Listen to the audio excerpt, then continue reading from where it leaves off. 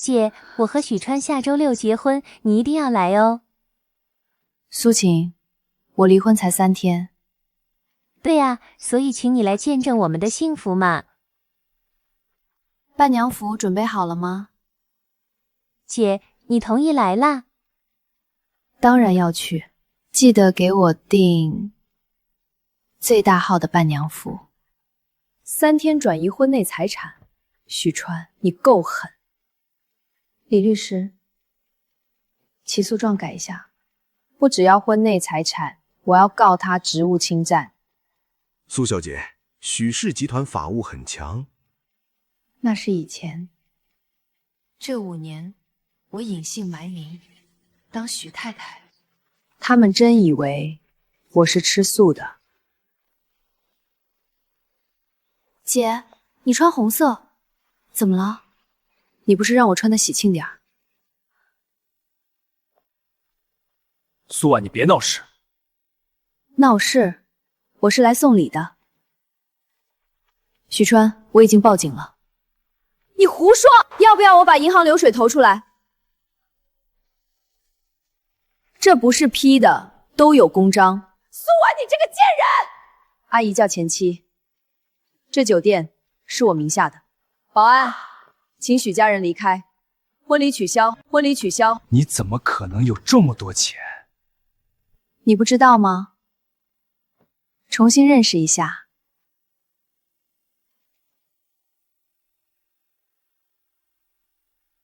华盛资本是你创的？那个3年估值100亿的花蛇？不好意思，低调惯了。老公，他在骗人，对不对？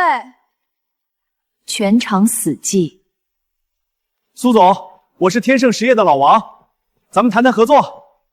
王总，我记得你上个月刚把许川提拔成副总。误会，误会。明天我就让他走人。苏婉，我错了，你给我一次机会。许川，你还记得5年前我嫁给你的时候，5年前你说我是农村来的，配不上你们城里人，让我签婚前协议，放弃所有财产继承权，让我每天5点起来做早饭，说这是许家规矩，说你儿子娶我是可怜我。徐母嘴唇哆嗦，手足无措，很想逃离现场。她无地自容。苏婉拿出手机播放视频。妈，苏婉怀孕了。让她打掉。一个农村女人，生什么喜家孩子？妈，你不是说苏婉自己不愿意生吗？哇！徐母十分后悔当初的决定，瘫坐在了地上。那个孩子，我偷偷留下了。什么？许川听后十分震惊。此时，一个小男孩缓缓地走进来。妈，许川，这是你的儿子许子昂。儿子，我是爸爸。许子昂躲开他的手。我不认识你。你怎么？外公说了，抛弃妈妈的人不配当我爸。此时，一个看上去50多岁的中年男人走进了宴会厅。苏建国，你不是死了吗？我爸，你认识他？何止认识？20年前，他偷了苏氏技术，就是那个苏氏。今天刚好是20岁最后一天，20年证据在今夜落下。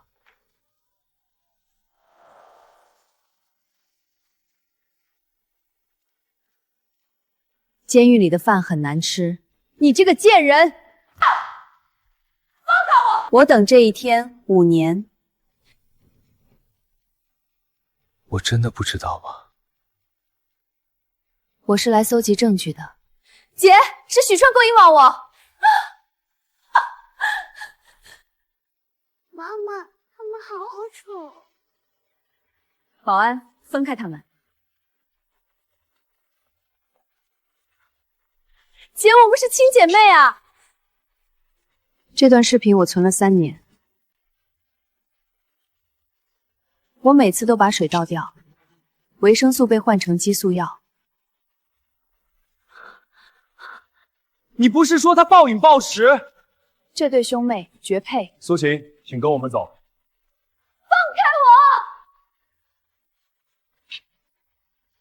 我妈只生了我一个，你是我收养的。你妈卷走苏家最后一笔钱。苏婉，我真的知道错了。错哪儿了？我不该听我妈的，不该出轨，不该转移财产。不，你错在蠢。5年，你但凡有一次站在我这边，我都不会做得这么绝。我给你生了儿子，你妈让我打掉，你一句话不说。你妈让我跪着洗脚，你坐在沙发上看电视。你妈骂我农村贱种，你说妈飞得对。我改，我一定改。晚了，我已经通过2级市场收购了许氏47%的股份，加上婚前协议无效，你爸留给你15%，属于夫妻共同财产。我现在持股54.5%。许川，你的公司现在是我的，你找谁？通知所有高管，10分钟后大会议上开会。你谁呀你？苏婉拿出股权证明，前台脸都白了。一个小丫头片子，也敢来许氏撒野？徐总，你涉嫌职务侵占，我已经报警了。你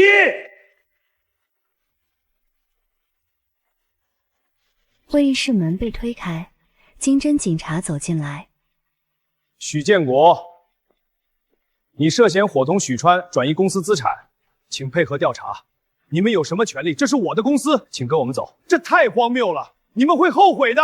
各位，自我介绍一下，华生资本 CEO， 许氏集团新任控股股东苏婉。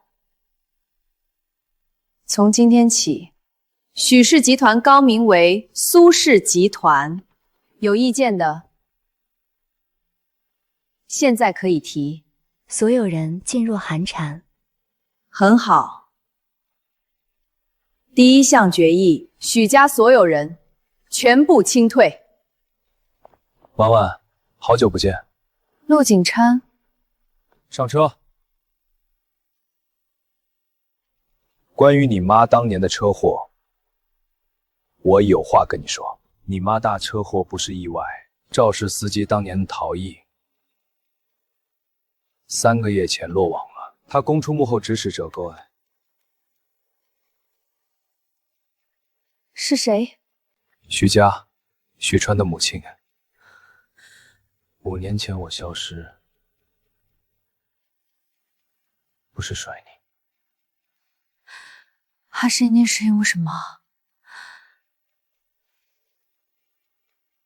你爸让我去国外搜集许家的犯罪证据，我用了5年。你为什么不告诉我？怕你演不好戏。这5年你受委屈了。陆景琛，你混蛋！所以回来补偿你。这是哪？陆氏集团在华总部，你老公我现在是陆氏 CEO。前男友，注意措辞。许家在海外还有资产，藏在开曼群岛。我知道。这些资产的真正所有人，赵玉梅。许川的母亲不是叫王兰吗？王兰是化名。周玉梅，27年前，苏氏集团商业间谍案主谋，也是你妈车祸的幕后真凶。他背后还有谁？赵玉梅的亲哥赵天龙，东南亚最大的洗钱集团首脑。许家背后是赵天龙，所以我们要对付的是跨国犯罪集团。怕吗？我等这天等了5年。这次我们一起。苏小姐，久仰。赵先生，我想合作。你吞了许家还不够。许家只是开胃菜，我要整个东南亚的洗钱市场。小姑娘胃口不小。华盛资本加上苏氏集团，我可以帮赵先生把黑钱洗白，规模翻10倍。哈哈哈哈！比许家那帮废物强多了。所以赵先生答应了。答应可以，但有条件。请说。我有个儿子，今年30未婚。赵先生想联姻，可以，但我也有条件。我要见赵先生背后的人。赵先生，您的洗钱网络遍布东南亚，但资金最终流向欧洲。您背后还有人。你怎么知道的？猜的。看来猜对了。赵天龙带苏婉走进会所地下室。罗斯柴尔德家族旁支，维克多男爵，整个东南亚的洗钱网络最终都是他的。许家是他安插在国内的棋子。不止许家，你猜的苏氏集团破产案，真正的操盘手也是他。20年前，维克多想控制国内制造业，苏氏是最大的阻碍，所以他指使赵玉梅潜入苏氏，偷核心技术，然后搞垮苏氏。你妈当年发现了端倪，所以被灭口。你不愤怒？但愤怒没用，我要的是证据。你为什么觉得我会帮你？你的洗钱网络，70%利润被维克多抽走。你儿子去年在澳门出签被扣，维克多见死不救。你怎么知道这些？陆景琛告诉我的。陆景琛。对，国际刑警金融犯罪调查报前任过问。赵先生，好久不见。你被国际刑警开除了。这个男人曾经是国际刑警的传奇，如今却坐在他对面。辞职，现在我是自由人。自由人3个字，他说得很轻，却带着某种沉重的分量。不是高，是端调。赵天龙深吸一口气，维克多，这个名字在黑市上意味着不可触碰的阴影。疯了！维克多的势力有多大，你们知道吗？知道。欧洲3家银行，中东2家石油公司，国内17家企业，全部在维克多控制下。你们既然查得这么清楚，直接抓人不就行了？没有证据，维克多从来不直接经手赵玉梅，是唯一能指证他的人。但他在国内被抓了，所以我们要引蛇出洞，需要赵先生配合。怎么配合？你告诉维克多，赵玉梅要转做污点证人。赵天龙的身体明显僵了一下。维克多会派人灭口？对，我们在他动手时抓现行。太冒险了，万一……赵天龙的额头上渗出细密的汗珠，他沉默了几秒，忽然明白了什么。没有万一，赵先生，你帮我们，洗钱罪可以从轻；不帮，你现在就可以被抓。你们早就计划好了。从我发现许家转移资产那天，5年，就等这一刻。我配合。老板，我妹妹赵玉梅被抓了。处理掉。她是我亲妹妹。赵，成大事者不拘小节，他会说梦话吗？不会，但他可能会转做污点证人。那就让他永远闭嘴。苏婉从旁边的监控室走出来，眼神冷静。维克多上钩了。他会在72小时内派人动手，关押赵玉梅的看守所，我们已经布控。如果他派的是职业杀手呢？那更好，人赃并获。维克多身边有个心腹，代号医生，所有脏活都是他干。你知道医生是谁？见过一次，欧洲人，金发，左手缺一根小指。查所有入境航班，锁定金发，左手缺小指的外籍男子。3天前有一个持法国护照入境地上海，叫什么？化名皮埃尔，真名马克，杜邦国际刑警，红色通缉令上的 A 级杀手。鱼来了。苏婉和陆景琛对视了一眼，而这张网已经在水下等待了太久。医生来了。收到，所有单位注意。国际红十字会探视，目标进入包围圈。他怎么搞到证件的？维克多的能量超乎想象。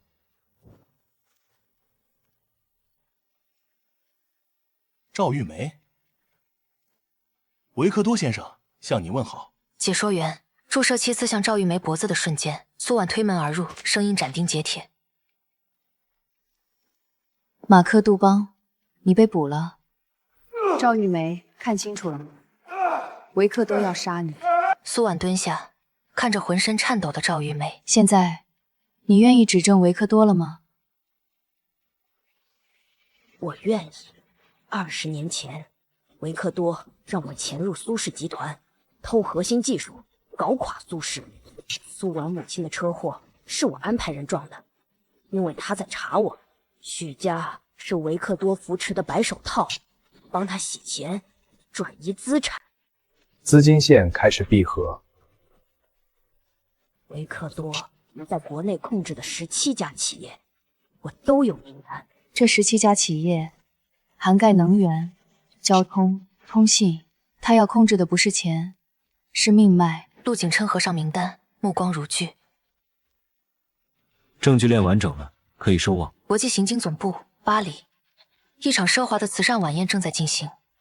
维克多男爵端着酒杯与宾客优雅交谈，为首的警官声音洪亮：维克多先生，因涉嫌谋杀、洗钱、商业间谍、危害国家安全被逮捕了。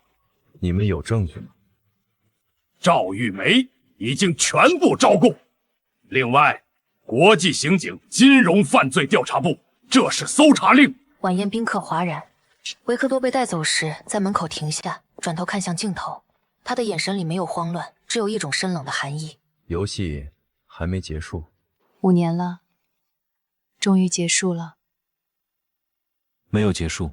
维克多的律师团已经开始运作，罗斯柴尔德家族的势力超乎想象，他在欧洲的关系网可能会让引渡拖延数年。证据确凿，还能翻案。但我们赢了，许家倒了，维克多被抓，苏氏回来了。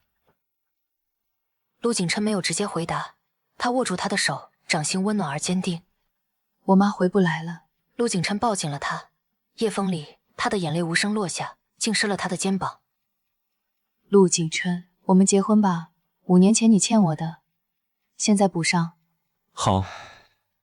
楼下烟花突然绽放，苏建国抱着许子昂站在广场上。爸爸妈妈，快点下来！孩子冲着楼上挥手，声音清脆欢快。苏婉笑了，那是卸下所有防备与盔甲后真正轻松的笑容。许川那小子昨天又来找我了。他说什么？跪着求我给他一份工作。我说苏总交代过，许家的人一个不用。苏小姐，恭喜！爸，这么好的女人，你怎么没早点让我认识？闭嘴！陆景琛揽住苏婉的腰，声音里带着温和的占有与骄傲。赵先生，晚晚名花有主了。陆先生好福气。外公，妈妈今天好漂亮。你妈一直都漂亮。妈妈，我以后也要娶像你这样的老婆。那你得先成为像陆叔叔这样的人。陆叔叔，你会对我妈妈好吗？那你以后就是我爸爸了。好，爸爸答应你。婚礼的闯入者，婚礼进行到一半，一个身影闯入了会场。许川出现了，他浑身脏兮兮，瘦得脱了相。苏婉，求你再给我一次机会。保安拦住他。许川，这是私人婚礼。我知道，我就说几句话。苏婉走到他面前，表情平静。说吧。我错了，我真的知道错了。我妈判了无期，苏青判了8年，许家完了，我现在什么都没有了。所以，你能不能给我一份工作？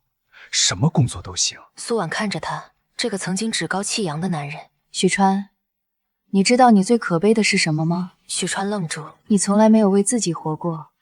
你妈让你娶我，你就娶；你妈让你转移财产，你就转；你妈让你出轨，你就出轨，你的人生全是你妈做主。现在你妈进监狱了，你就活不下去了。我不是。你是徐川，我不会给你工作，不是因为恨你，是因为你根本不知道自己是谁。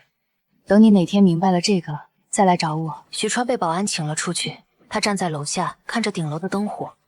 第一次他没有哭，转身走进夜色里。半年后，苏氏集团重新上市，市值破1000亿，苏婉成为国内最年轻的女首富。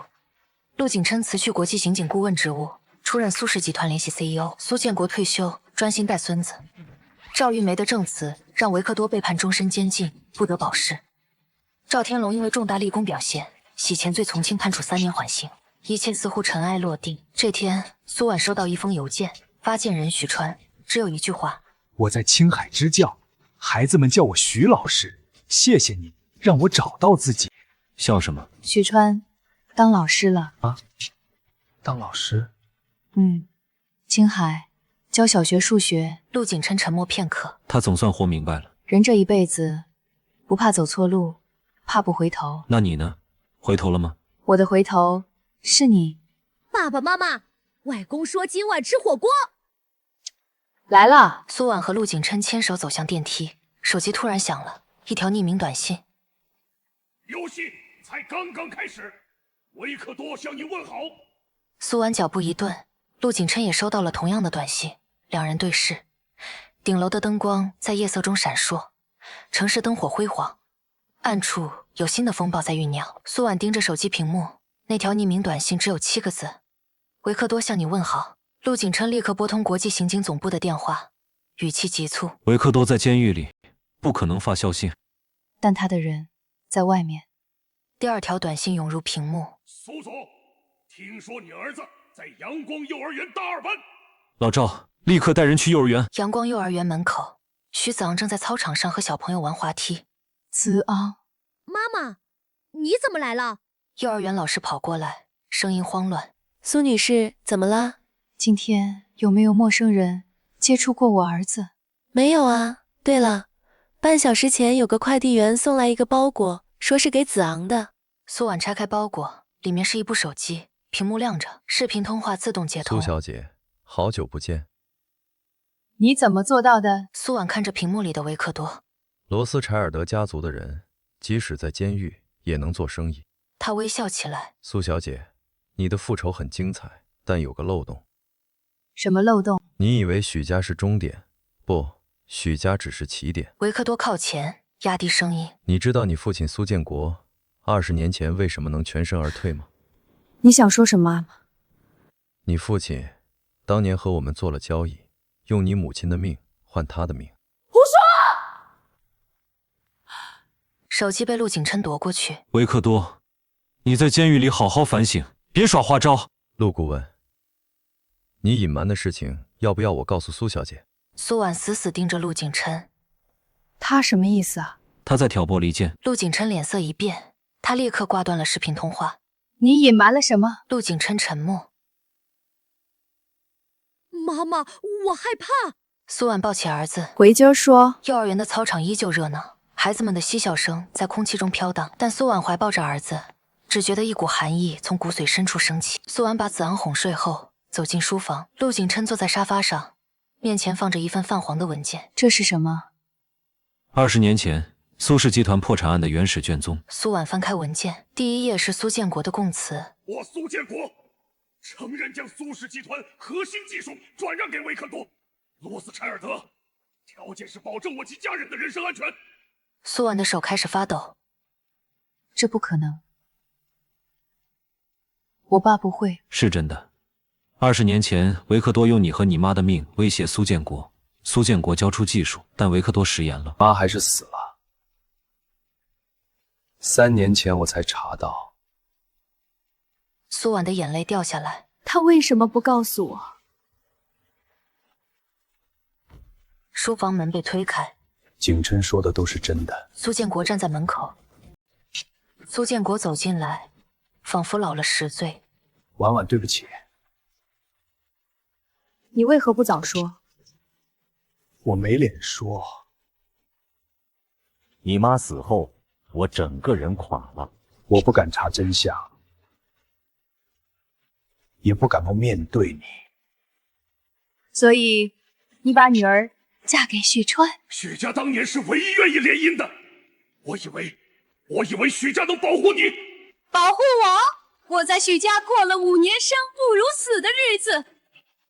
我知道，每一天我都知道。苏建国跪下来，但我什么都做不了，我只能等。等什么？等景琛拿到证据。你们一直有联系？5年前，苏叔叔找到我，他说服我去国际刑警，就是为了查维克多。所以5年前你消失，是我爸安排的。是。苏婉一巴掌扇在陆景琛脸上。你们2个合起伙来骗我！打我骂我都行。苏叔是想护住你，这也叫保护？我受了5年折磨，我怕你会去报仇，维克伯修会杀了你。苏婉擦干眼泪，现在我知道了，你们都觉得我是累赘。好，从今天起，我报仇，不需要你们。他转身走出书房，苏婉搬出苏家别墅，住进酒店。华盛资本 CEO 办公室里，他调出所有关于维克多的资料。助理敲门，苏总，有位赵先生求见。啊，苏小姐，听说你和家里闹翻了。赵先生，消息灵通，维克多给你发短信的事，我也听说了。你和他还有联系？没有。但维克多入狱前给我留了一样东西。他拿出一把钥匙，瑞士银行保险柜里的钥匙。维克多说，如果他出事，让我交给你。他为什么给你？因为我是他的白手套里唯一一个良心未泯的。赵先生，你管洗钱叫良心未泯？我洗的钱1/3捐给了孤儿院，信不信由你。保险柜里有什么？不知道，但维克多说能要他的命，也能救你的命。苏婉飞往苏黎世瑞士银行总部地下保险库，插入钥匙，输入密码，子昂的生日。保险柜开了，里面只有一封信和一张照片，信是维克多写的。苏婉，当你看到这封信，我应该已经在监狱里了。20年前，我指使赵玉梅偷苏氏技术，杀害你母亲，这是我的罪，我不辩解。但真正的幕后黑手不是我。我的背后是一个叫暗流的组织，成员都是全球顶级财阀。你母亲发现了暗流的存在，所以被灭口。我入狱是自愿的，因为只有进监狱，我才能摆脱暗流的控制。照片上的人是暗流的核心成员，他们在国内有一个代号“收割者”。苏婉拿起照片，照片上3男1女，其中一张脸，他认识陆景琛的父亲陆正廷。苏婉的手剧烈颤抖，照片上陆正廷的面容清晰，那是陆景琛的父亲。他拨通陆景琛的电话，声音里带着无法控制的急促。你爸是什么人？电话那头沉默了几秒。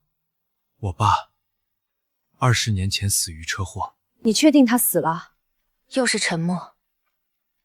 婉婉，你在瑞士看到了什么？一张照片，你爸的照片。他是暗流的核心成员。陆景琛的声音沙哑了。不可能，我爸是外交官，20年前在非洲车祸身亡了。维克多说，暗流组织代号收割者，你爸杀其中之一。电话挂断，10分钟后，照片发来。遗照和旧照同脸，旧照里的陆正廷年轻10岁。陆景琛，你爸可能还活着。苏婉回国直奔老宅，客厅里陆家祖孙等候。苏小姐，请坐。陆爷爷，我来问陆正廷的事。正廷20年前就死了。那这张照片怎么回事？苏婉把照片拍在桌上，陆老爷子看了一眼，脸色骤变。这照片你从哪里得到的？维克多给的。他说陆正廷是暗流核心成员。陆老爷子闭上眼睛，久久不语。爷爷，我爸到底死没死？没死。20年前，郑婷确实加入了暗流。我劝过他，他不听。后来他假死，脱离陆家，成为暗流在国内的最高负责人、收割者。你真的想知道？叔，你母亲的死就是他下令的。苏婉和陆景琛同时站了起来，客厅的空气凝固了，两代人之间的仇恨、秘密与谎言，在这一刻交织成一张无法挣脱的网。爷爷，你说什么？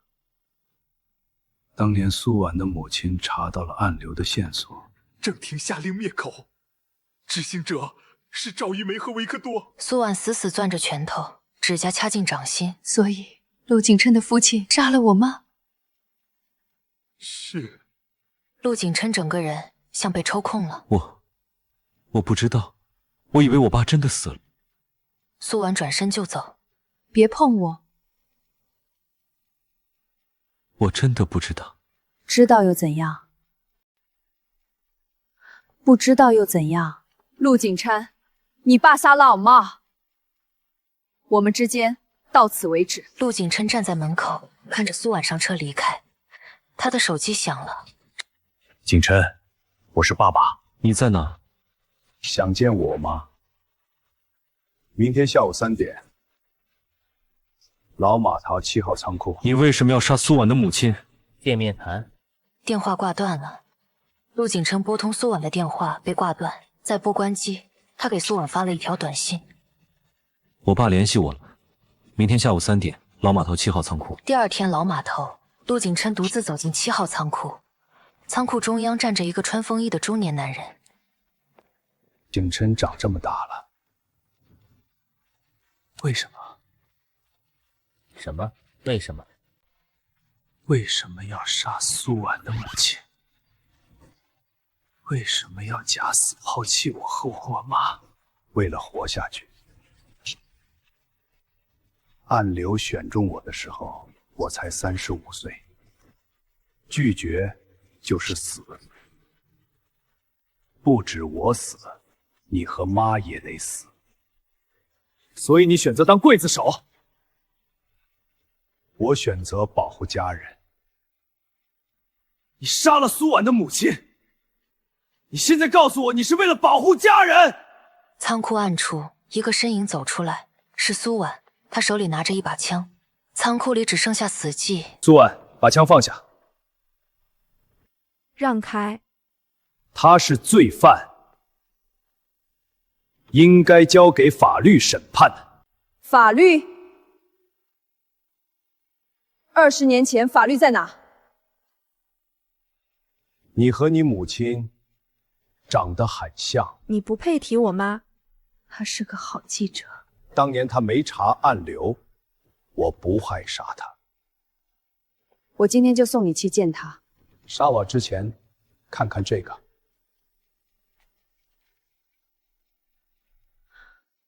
这是暗流在国内所有成员的名单，327个，政界、商界、学术界全在上面。你为什么要给我这个？因为我活不长了。胰腺癌晚期，最多3个末位，人之将死，其言也善。20年来，我每天都在折磨你母亲的脸，每晚都会出现。我把名单给你，算是赎罪。暗流远比你们想象的庞大，维克多只是外围，我是国内负责人，还有亚洲区负责人。谁？日本国人，代号天照。我从没见过他的真面目。怎么找到他？名单上有一个人是天佑的联络员，就能找。顺头帕多瓜。爸，20年没听你这么叫啊，景深，我对不起你和你妈。现在说这些暗流必须在你们这一代终结。我欠你条命，3个月后我自己会还。但在我死之前，让我帮你打掉暗流。恕罪。名单上的第一个人是谁？周玉梅的辩护律师陈国栋。陈国栋，国内最顶尖的刑辩律师，赵玉梅的案子就是他代理的。苏总，什么案子需要我亲自出马？一桩杀人案。谁被杀？我妈。20年前。 20年前的案子，追诉期可能已经立案了。你要抓谁？赵玉梅背后的暗流组织。苏总，我不明白你在说什么。陈律师，你每年从瑞士账户接收500万美金，汇款方是一个叫天照基督会的机构。需要我拿出银行流水吗？你怎么查到的？维克多在监狱里交代的。还有陆正廷的名单。你完了，天照不会放过你。是吗？麻烦陈律师给天照带个话，告诉他我在苏氏集团顶楼等他，3天后不来就算他输。3天后，顶楼会客区。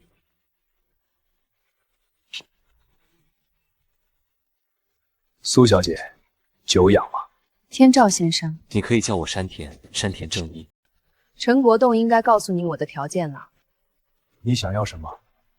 暗流退出国内市场，所有成员名单交给国际刑警，天照基金会解散。苏小姐，你知道暗流有多大吗？不知道，也不需要知道。那你凭什么认为我会答应？这些证据足够把你们一网打尽。维克德和陆廷背叛了组织，你知道后果吗？不知道。他们会死，你也会死。是吗？山田先生，看看楼下。山田走到窗边，楼下几十辆警车包围了大楼。国际刑警、公安部、最高检，3方联合行动。山田脸色惨白。山田正一，你被捕了。苏婉，你疯了！暗流不会放过你！我等着。你以为抓我就结束了？暗流的首领你根本不知道是谁。那就让他来找我。327个成员，抓了319个，有8个提前跑了。山田的上级。根据陆正廷的名单，暗流的最高首领代号庞帝，从来没人见过他。你抓了帝照，很厉害，但你永远找不到我，因为我在你眼皮底下生活了20年。陆景琛，查这个号码。查过有，加密卫星电话无法追踪。他说在我眼皮底下生活了20年。婉婉，你身边没有一个人，20年来一直都在。苏婉瞳孔收缩。景琛，你看这份名单。这是什么？苏建国、陆景琛、赵天龙、王总、许川。我的名字也在上面。许川不可能，他被我们整得够惨了。苏叔叔也不可能，他是受害者。赵天龙。赵天龙帮过我们。他，华盛资本的联合创始人，苏婉最信任的合伙人。5年前，2人一起创立华盛。华盛每笔投资，他都参与。苏婉离婚后的所有布局，周文远都知道。不可能，文远是我最信任的人。 20年来一直在你身边的人，你爸算一个，我算一个，许川算一个，还有谁？周文远，他是我大学同学，10年了。查。普通家庭出身，清华金融系毕业，高盛工作3年，然后回国创业。他高盛期间外派日本3年。日本？对。山田正义也是日本人。苏婉拨通周文远的电话，关机。苏婉赶到周文远的住处，人去楼空，桌上留了一封信。当你看到这封信，我已经离开了。没错，我就是皇帝。苏婉的手开始发抖，继续往下看。20年前，我进了苏氏。你母亲是我敬佩的人。他查到了暗流线索。是我告的密。对不起。心里十分难受。苏婉的眼泪砸在信纸上。对不起，那时候我才20岁，暗流用我家人的命威胁我，我迫不得已才这样做，我实在对不起你。后来我以同学身份接近你，和你一起创业，我以为可以赎罪，结果我发现根本没有用。暗流不会放过我，也不会放过你。接下来你得自己小心一点，苏婉，快跑！暗流的真正首领不是我，我只是个傀儡。我把我知道的都告诉你了，皇帝另有其人。信纸从苏婉手中滑落，陆景琛捡起来，看完最后一行。暗流首领，代号神，就在你身边。一瞬间，心被狠狠揪住了一下。比周文远更近。苏婉和陆景琛对视，同时说出一个名字：赵天龙。苏婉实在想不通。赵天龙的别墅，苏婉和陆景琛冲进去。赵天龙正在茶室喝茶，似乎早就料到他们会来。苏小姐，陆先生，请坐。赵天龙招待着，他们感觉像没事人一样。你是神？苏婉说出这句话的时候，带着疑惑和不解。先喝茶。赵天龙倒了3杯茶。回答我！苏婉怒吼出声，质问着他。赵天龙端起茶杯，慢慢喝完。我是暗流的最高首领，神。苏婉死死盯着他。你骗了我这么久，这到底是为什么？没有骗你，每句话都是真的。洗钱抽成给维克多是真的，儿子在澳门被扣是真的，想摆脱维克多也是真的。那你为什么要建立暗流？为什么要二做这些事？苏婉愤怒地问道。30年前，我在东南亚做橡胶生意，当地政府抢征我的种植园，我老婆带着孩子去抗议，被军警开枪打死。你懂那种深深的无力感吗？我儿子那年才3岁，后来我明白了，普通人什么都不是。赵天龙的话里，一股无力感冒了出来。所以我建立暗流，控制权力。我不是为了钱，我是为了不再被欺负。你们懂这种滋味吗？陆景琛冷声道：“所以你杀了苏婉的母亲。”赵天龙说道：“他母亲不是我下令杀的，是陆正廷擅自行动。”那你为什么不阻止？苏婉迫切地想知道一个答案。因为那时候，我也控制不了所有人，暗流太大了。赵天龙站起来说道：“苏婉，我做错了很多事，但有一件事我没骗你。”什么？我想保护你，从你出生那天起。你什么意思？苏婉浑身一震。你母亲怀孕时做过羊水穿刺。苏婉接过报告，上面写道：亲子关系概率99.99%。不可能，我爸是苏建国。苏建国是你的养父，你妈嫁给他之前和我在一起过。后来我去了东南亚，他拿你的 DNA 去做亲子鉴定，他那时才发现真相。我妈是因为我死的。苏婉整个人在发抖。不是。赵天龙摇头。他查暗流，是因为暗流当时在操控苏氏的股价，他不知道那是我做的。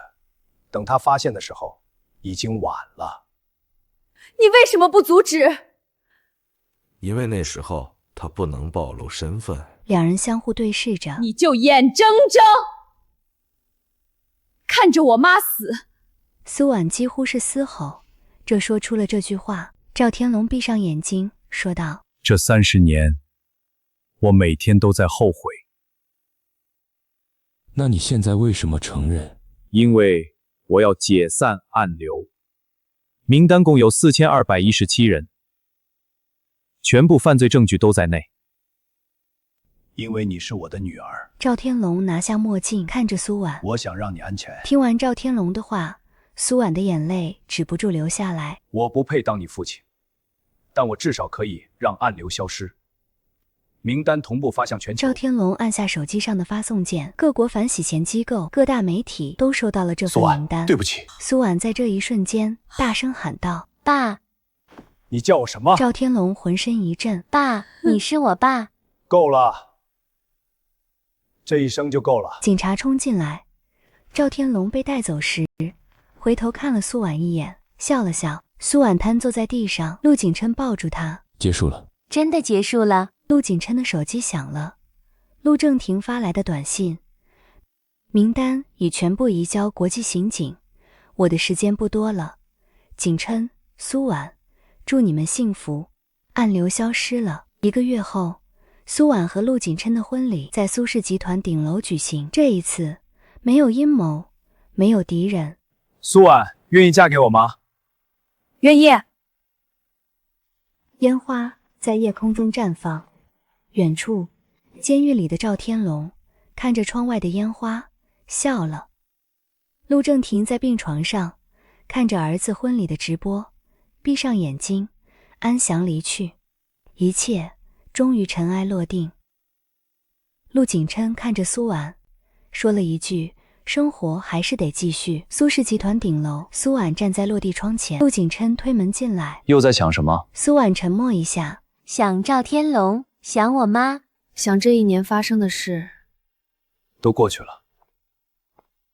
维克多虽然判了无期，暗流真的消失了吗？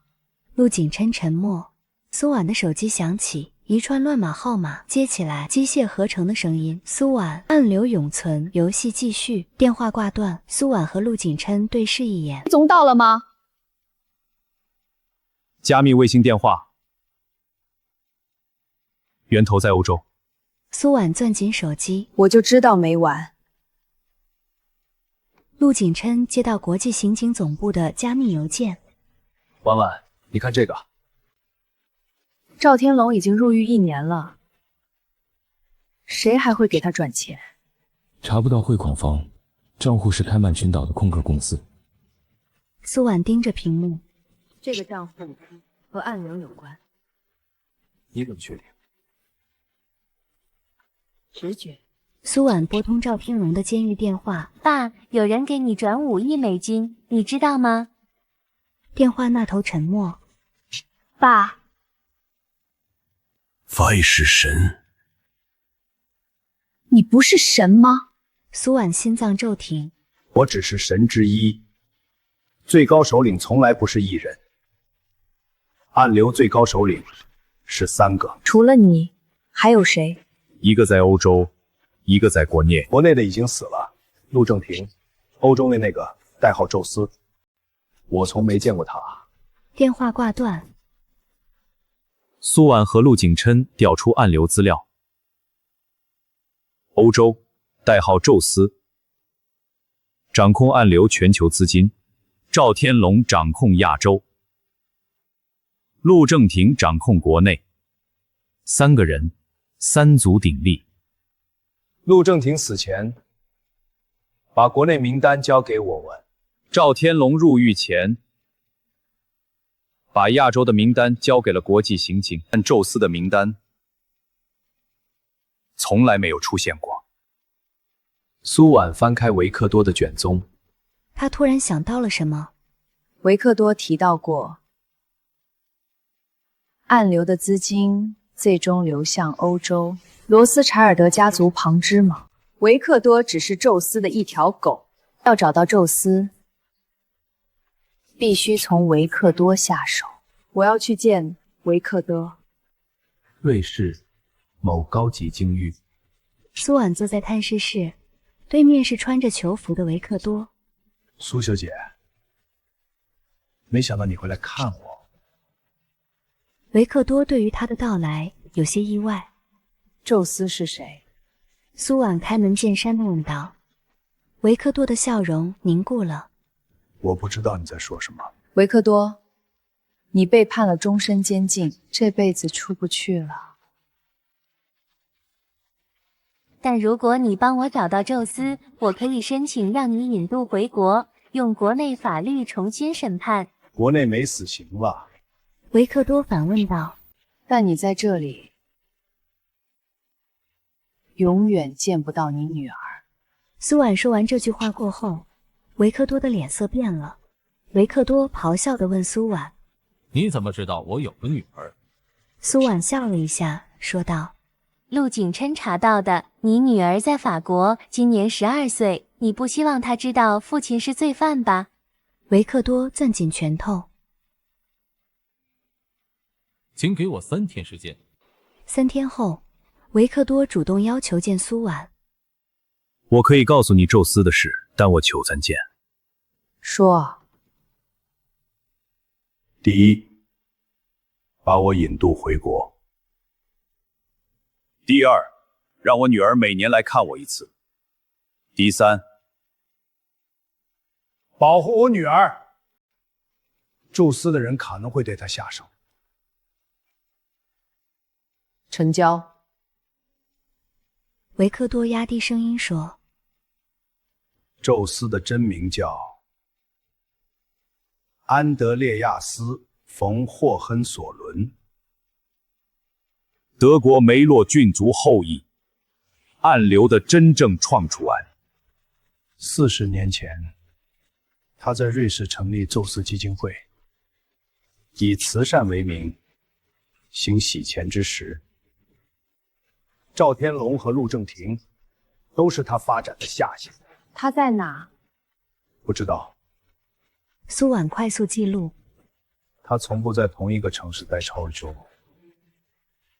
那你怎么联系他？单向联系。他联系我，我联系不到他。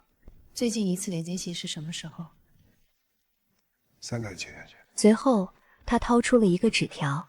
你端掉暗流那天，他给我的最后一个指令：蛰伏，等待复苏。苏婉和维克多交谈结束后，转身离开了监狱。苏婉和陆景琛飞往柏林。霍亨索伦家族曾是皇室，安德烈亚斯是旁支末裔。城堡遗址前，一位老人正在扫地。请问您认识安德烈亚斯·冯·霍亨索伦吗？死了，30年前就死了。老人说完，抬起了头，看着对面的人。不可能。3个月前他还……苏婉愣住，一脸不可思议。我说死了就是死了，你们走吧。老人打断他。陆景琛拿出一张照片，照片上年轻时的安德烈亚斯和老人合影。您是安德烈亚斯的哥哥。老人看着这泛黄的照片，沉默良久，最终叹了口气，说道：“进来吧。”说完，老人转身走了进去。我叫弗里德里希，安德烈亚斯是我的弟弟。城堡地下室，老人点燃蜡烛。他真的死了吗？苏婉问道。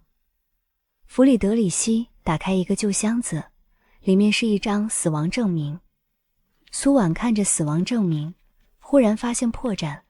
这张证明是伪造的。你怎么知道？老头不可置信道。印章字体不对。苏婉指着上面说道。1990后才换新字体。这张证明上用的是新字体，却标注1988年。弗里德里希长叹一声。小姐，你很聪明。安德烈亚斯在哪？苏婉的耐心耗尽了，开始追问面前的人。我不知道。他低下了头。但我知道他为何假死。突然，他像是想起了什么，抬头说道：“为什么？”苏婉想知道这个答案。因为霍亨索伦家族的诅咒。说完，弗里德里希拿出一本族谱，霍亨索伦家族。说完，他指着上面说道：“每一代都会出一个天才和一个疯子。安德烈亚斯是天才，12岁通6国国语，15岁被牛津录取，20岁成最年轻银行家。但天才的代价是疯狂。30岁那年，重新推上王座。用什么推？”苏婉想知道他用了什么方式。钱，控制全球金融，控制各国政府，重建王朝。听完苏婉和陆景琛对视一眼，所以他创立了暗流。苏婉问道：“对，宙斯是他的野心，他要当神。”宙斯，众神之王。苏婉感到不可思议。这是安德烈亚斯年轻时游历欧洲的路线。弗里德里希拿出一张泛黄的地图。巴黎、日内瓦、维也纳、布达佩斯、伊斯坦布尔，对着地图说道：“他在这5个城市都有秘密住所。”陆景琛拍照记录。您为什么帮我们？陆景琛质问道。因为霍亨索伦家族不需要疯子，更不需要罪犯。弗里德里希看着弟弟的照片。我希望你们阻击他。我们会的。苏婉站起来说道。小姐。离开城堡时，弗里德里希叫住他。怎么了？苏婉回头问道。他喜欢把最重要的东西藏在最显眼的地方。苏婉记住了这句话。第一站，巴黎。苏婉和陆景琛假扮购房者进入公寓。他把重要东西藏在最显眼的地方。苏婉仔细回想这句话的意思。这5个点和他哥哥说的一样。你看红点的位置。陆景琛突然开口说道：“巴黎、日内瓦、维也纳、布达佩斯、伊斯坦布尔。”苏婉突然想到了什么，说道：“这些地方有什么共同点？全是权力的象征。”苏婉指着上面，他在标记自己的夜星版图。下一站，印内瓦。联合国总部对面，日内瓦地下3层。苏婉用钥匙打开保险库。哪个是他的？里面整整齐齐码着几百个保险箱。最显眼的地方。苏婉想到了什么？这个。他的目光落在最中央。创立年份是密码。保险箱开了，里面只有一本日记。翻开第1页。我叫安德烈亚斯，我要成为神。苏婉一页页翻下去，日记记录了暗流从创立到发展的全过程。暗流从这里开始，一路扩张。苏婉翻到最后一页，上面写着一个地址：慕尼黑国王广场3号。陆景琛立刻查这个地址。国王广场3号现在是一家幼儿园。苏婉愣住了。慕尼黑国王广场3号，阳光幼儿园。苏婉和陆景琛站在门口，苏婉的表情有一点不可置信。陆景琛说道：“一个国际犯罪集团的首领把地址留成幼儿园，也许他想说最危险的地方最安全。”两人走进幼儿园，园长是个50多岁的德国女人。你们找谁？院长看着面前的2个人问道：“找安德烈亚斯。”苏婉面无表情说道：“这里没有这个人。”院长脸上的笑容消失了。您认识他吗？苏婉拿出照片。你们是他什么人？园长看了一眼，脸色发白。苏婉拿着照片说道：“来阻止他的。”苏婉语气说的直截了当：“跟我来。”他带2人走到幼儿园后院，一座小小的墓碑，上面刻着安德烈亚斯之女1990到1995。苏婉心脏一紧，园长蹲下来擦拭墓碑：“我是安德烈亚斯的妻子，我叫玛格丽特。30年前，我们的女儿5岁，在这里被人绑架。”他说完后，神情黯淡。绑匪要安德烈亚斯交出所有财富。他抚摸着墓碑。他交了，但女儿还是死了。从那以后，安德烈亚斯疯了。他的语气带着悲伤。他说：“这个世界上没有正义，只有权力。”他的话里句句有力。他要变成最有权势的人，让所有人付出代价。他现在在哪？苏婉的话里带着小心翼翼的询问。每个月的今天，他都会来看女儿。今天，他一边说，这一边缓缓站了起来，回头看着后面。苏婉转身，一个白发男人站在10米外。安德烈亚斯·冯·霍亨索伦，宙斯本人。苏婉，赵天龙的女儿。安德烈亚斯看着苏婉，眼神里没有一丝波动。你知道我？苏婉怒吼着质问着面前的人。他走到女儿墓前，放下花。暗流的一切我都知道，包括你端掉暗流国内分支，包括你让赵天龙自首。你不愤怒？苏婉平静地问道。愤怒。安德烈亚斯笑了。我为什么要愤怒？他不理解苏婉说的意思。暗流被摧毁了。苏婉对着他说道。摧毁？暗流从来不是一个组织，它是一种思想。只要有人渴望权力，暗流就永远存在。那就连根拔起。苏婉冷声道，语气里带着一点轻微的愤怒。你拔不完的。他平静诉说，这像一件微不足道的事情。赵天龙以为解散暗流就能保护你，天真。安德烈亚斯说完，面庞笑了起来。这个世界弱肉强食，你不吃别人，别人就吃你。安德烈亚斯说着这世界的生存法则。我女儿5岁就死了，谁保护她了？说到这的时候，安德烈亚斯表情痛苦。苏婉沉默，他不知道该如何去反驳对面的安德烈亚斯，只好低下了头，把拳头握紧。你来找我是想抓我？安德烈亚斯质问苏婉。是。抓我有什么用？他边走边说。杀了一个宙斯，还会有新的宙斯。你想说什么？苏婉有一点搞不懂他的想法，于是沉声质问道。我想说，加入暗流。他邀请着对面的苏婉，在等他的一个答案。成为新的神。苏婉盯着安德烈亚斯。你疯了？苏婉质问他。我没疯。我没疯，我只是看清了世界的真相。你女儿的死是悲剧，但你不能用悲剧当借口去害更多人。你花了5年报仇，我花了30年报仇，我们有什么区别？我报仇只针对凶手。他拿出一把钥匙。赵天龙没看错。这是什么？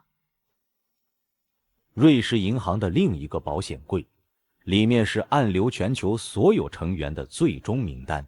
你要给我？不是给，是交易，保护我妻子玛格丽特什么都不知道。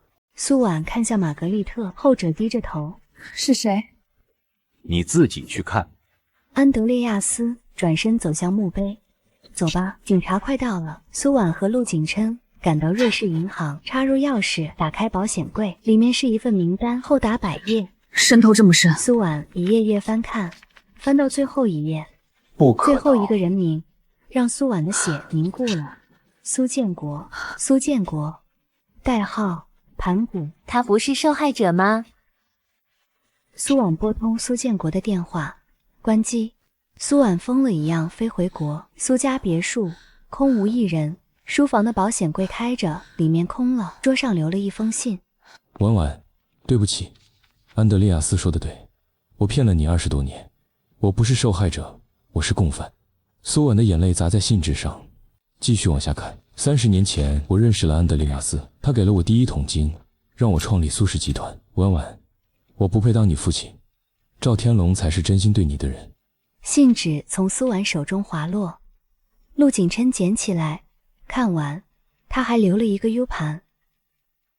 我叫苏建卓，我举报暗流组织的所有罪行，包括我自己。3天后，苏建国出现在公安局门口，他瘦了很多，头发全白了。好吧。苏婉站在10米外。别叫我爸，我不配。苏建国脚步一顿，你是我爸，不管你做错什么。苏建国老泪纵横。我害死了你妈，我骗了你20多年。苏建国说完，坐了下来。我每一天都在后悔，每一天。苏建国流着泪说完，苏婉走到他面前。后悔没用，自首有用。苏婉说着，斩钉截铁。苏建国听完，跪了下来。婉婉，对不起。我原谅你了。苏婉此刻已经泪流满面。你原谅我？苏建国抬头，不敢相信，他一度怀疑自己听错了。你是我爸。苏婉发自内心的说道。你养了我30年，你做错了事，该受法律惩罚。但我不能恨你，你是我唯一的亲人了。苏婉的眼泪掉下来，苏建国哭着磕头。我对不起你。对不起你妈。走吧，我陪你进去。苏婉扶起苏建国的手，和他说。父女俩走进公安局大门，陆景琛站在外面，红了眼眶。1个月后，安德烈亚斯在德国落网。苏建国被判有期徒刑15年。苏婉女士，你父亲是罪犯，你恨他吗？不恨。苏婉平静地说道，像是释怀了。为什么？因为他在最后选择了自首，选择了正义。这能抵消他的罪行吗？不能，但能让他重新做人。婉婉，等我出来，还想听子昂叫我外公。好。苏婉面带笑着答应苏建国。苏建国笑了，走出法庭。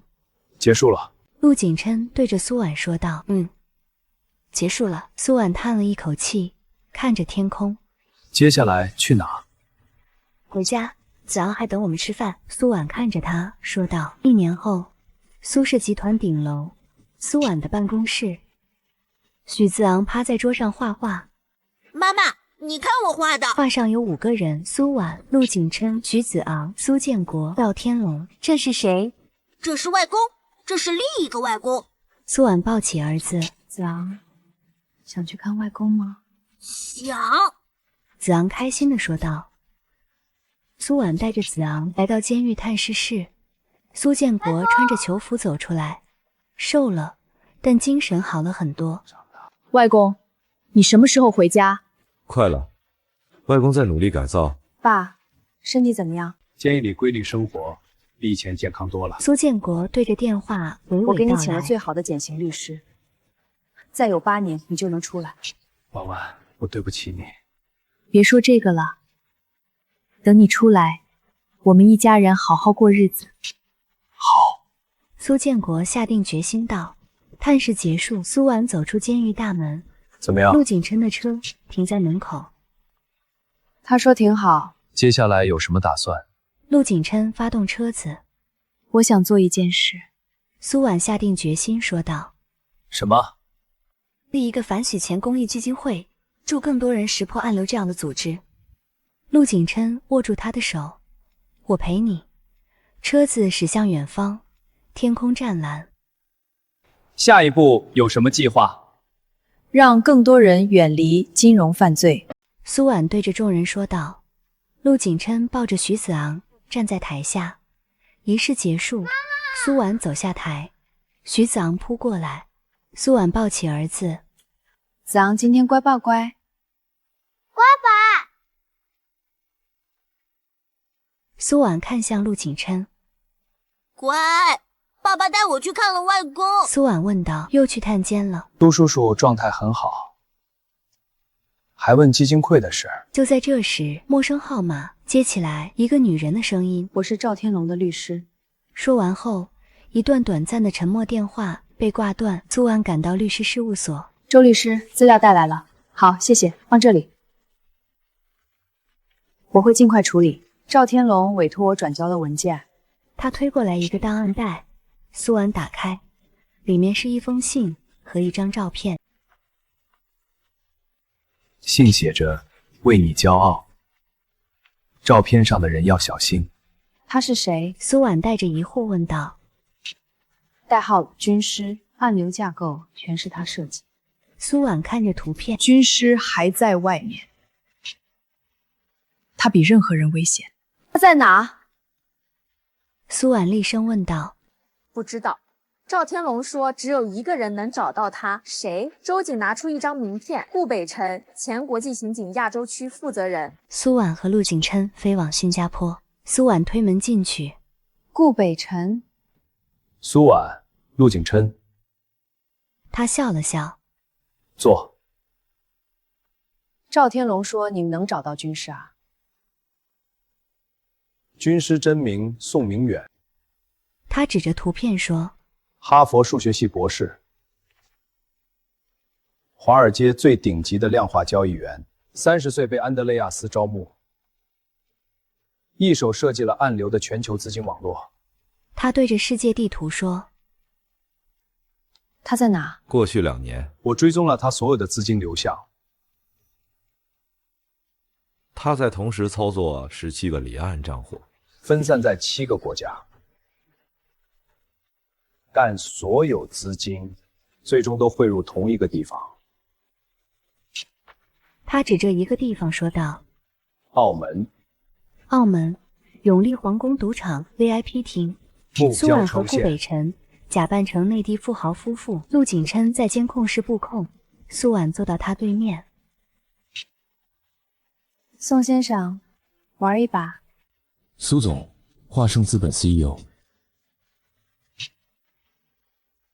宋明远抬头看了他一眼，微笑。新生基金会创始人，久仰。你知道我？暗流的每一个人都知道你。赵天龙的女儿。宋明远，他扔出他手上的筹码，端掉了整个组织。你不怕？宋明远漫不经心地回答：怕。我为什么要怕？因为我是来抓你的。苏婉义正言辞地说道：苏总，你抓了我，然后呢？暗流的钱已经被我洗干净了。宋明远边擦眼镜边说道，他戴上眼镜。暗流的钱已经被我洗干净了，分散在全球3000个账户里。苏总，你抓了我，然后呢？暗流的资金早就被我处理了。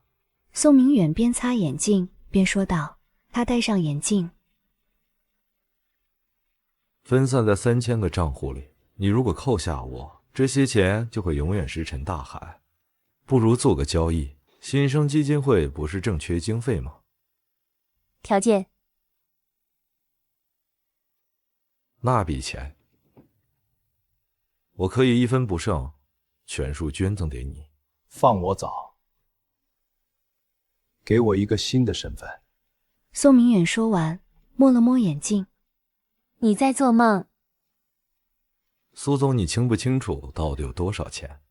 多少？120亿美金。宋明远的声音不带一点情绪。你成立基金会是为了赎罪。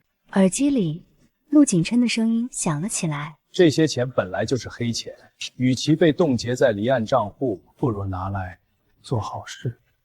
宋明远笃定，这等苏婉的回答。你怎么保证全捐？我可以现在操作。宋明远笑着看着他，他拿出电脑，打开一个加密页面。只要你点头。120亿美金，3分钟内转入新生基金会账户。宋明远看着电脑屏幕说道：新生基金会账户。宋明远手指着屏幕，苏婉盯着屏幕上的转账页面，手指悬在确认键上方。婉婉，别冲动。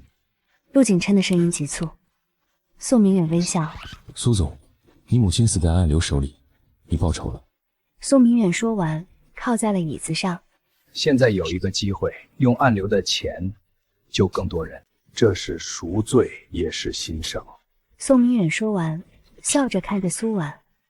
苏婉闭上眼睛，5秒后，她睁开眼，按下确认键，转账进度条开始加载。铭记的选择。宋明远鼓掌，120亿美金到账。顾北辰抓人。宋明远脸色一变，你突如其来的一幕让他不知所措。我说了，我是来抓你的。钱你已经收了。宋明远嘶吼着，钱是钱，你是你，你以为捐钱就能抵消罪行？做梦！顾北辰上前按住宋明远，苏婉蹲下身，把一束白菊放在墓碑前。照片上的女人笑容温婉，眉眼和她有7分相似。我妈等这个真相等了12年，我爸因为拒绝帮外流洗钱领钱，被他们伪造车祸。我妈带着证据去报案，在路上出了意外，现在2件事都查清了。陆景琛没说话，只是把伞往他那边倾了倾。总部来消息了，宋明远的案子正式移交国际法庭，安德雷亚斯名下7个壳公司被冻结，涉及金额超过300亿，17个国家的监管机构同时动手，这是最大的一次联合反洗行动。还有一件事，暗流最后一条资金链的密钥在你妈的遗物里。苏婉的手指微微收紧。密钥是一句话。婉婉，妈妈的钱要花在好人身上。3个月后，第一批监测站落成，生活仿佛回到了正轨上。那笔钱到了该到的地方。不用谢。挂了电话，陆景琛从身后递过来一杯咖啡。暗流在欧洲的残余势力，上个月被当地警方清掉了。最后3个，你记不记得宋明远被带走时说的话？记得了。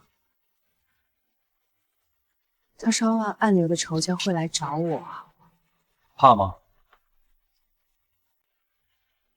我已经等了3个月了，一个都没来。苏婉转过身，看着窗外正在施工的第2期监测中心大楼。后来我让顾北辰去查了一下，暗流在全球有37个仇家，有32个主动联系了新生基金会，问能不能合作。苏婉端起咖啡杯，喝了一口。剩下5个被当地警方抓了，语气随意的，像在说今天天气不错。好，因为我们的监拓网络提供了关键线索。剩下5个呢？陆景琛愣了1秒，然后笑了出来。苏总，国际金融安全论坛的邀请函，今年他们想把主会场设在新生基金会总部。苏婉翻开邀请函，在最后一页停住了。妈，你的钱我花完了。电话那头是忙音，但他知道，他听到了。新生基金会的标志亮在楼顶，是一个孩子伸出手的轮廓。那笔被诅咒的钱，最终成了挡在千万个家庭前面的一堵墙。钱本身没有善恶，握钱的手有